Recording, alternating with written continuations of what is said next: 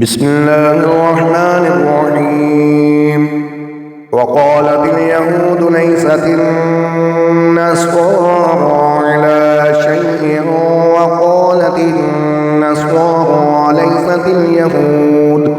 ليست اليهود على شيء وهم يتلون الكتاب كذلك قال الذين لا يعلمون مثل قولهم فالله يحكم بينهم يوم القيامة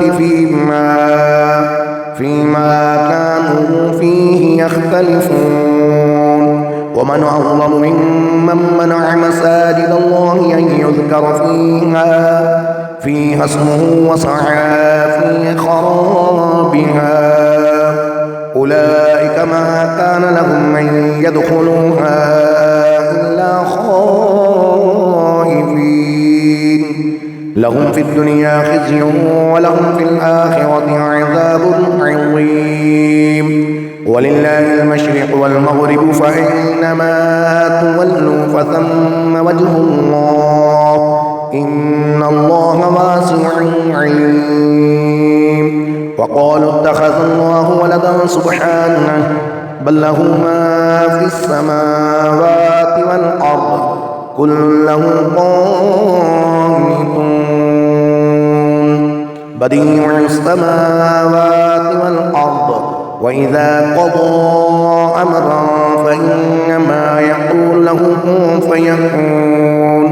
وقال الذين لا يعلمون لولا يكلمنا الله أو تأتينا آية كذلك قال الذين من قبلهم مثل قولهم تشابهت قلوبهم قد بينا الآيات لقوم يوقنون.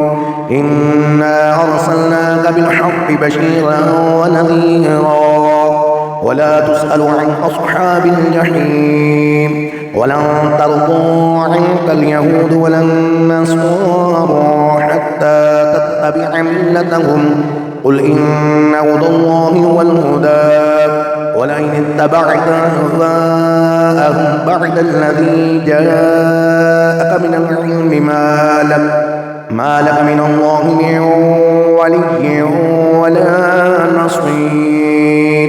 الذين آتيناهم الكتاب يتلونه حق تلاوته أولئك يؤمنون به ومن يكفر به فأولئك هم الخاسرون.